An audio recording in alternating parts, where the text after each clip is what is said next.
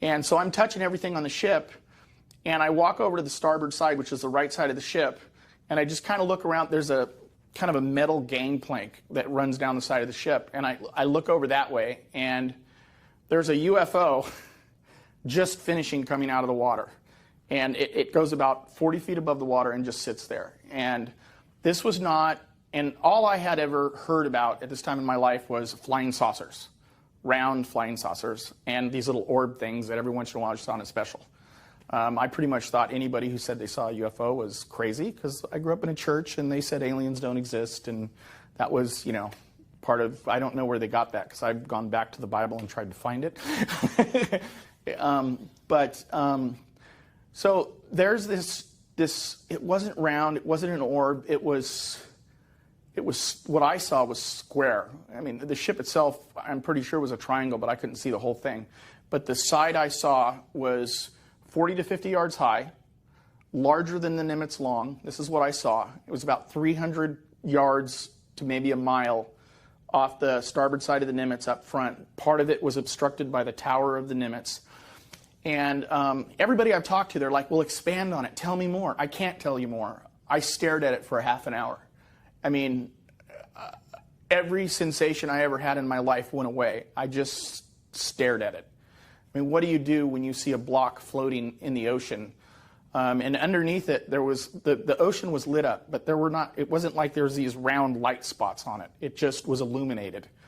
I just stared at it. I don't know what else to say. Everybody, last night I got inundated by all these people thanking me for telling my story, and I'm like, my story's not a big deal. I stared at something for half an hour. I mean, it's a big deal, but it's not like I can't expand on it. You know, I didn't see little windows with little green men looking out. It was solid. There were kind of pronounced lines down the ship. I do remember that.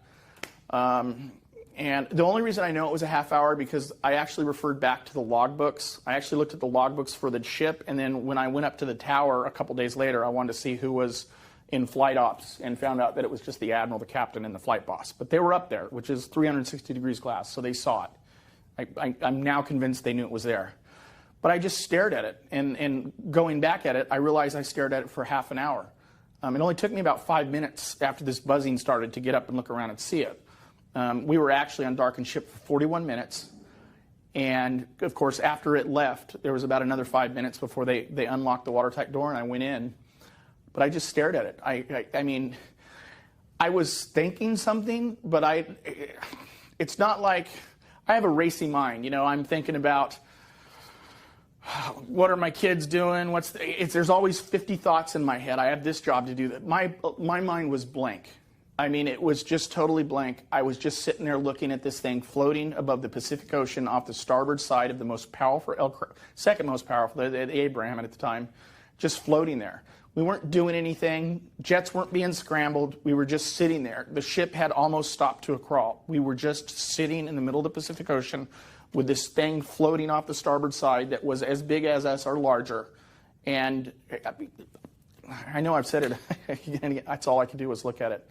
And then towards the end, it kind of moved slightly, kind of almost like a turn, which is when I saw that there was an angle. And I want to say that it went up and disappeared because I think I saw it start to go up, but it was so fast that when I kind of noticed that upward motion, I looked up. And I'm a guy that's taken pictures of the SR-71 disappearing over the horizon. I did infrared imaging of it. I did spectral analysis, all this thing of this jet when it took off. That's a fast plane. You know, they say it goes Mach 3. It goes much faster. You can watch it go over the horizon like this. I couldn't watch this thing disappear. It was that fast. It was just there and gone. And the thing I remember the most is after looking up, I looked down at the water expecting this huge wake, you know, coming back at the Nimitz from whatever power, nothing. It was, the waves were doing, it was like nothing. There was no force down in the ocean, nothing displaced.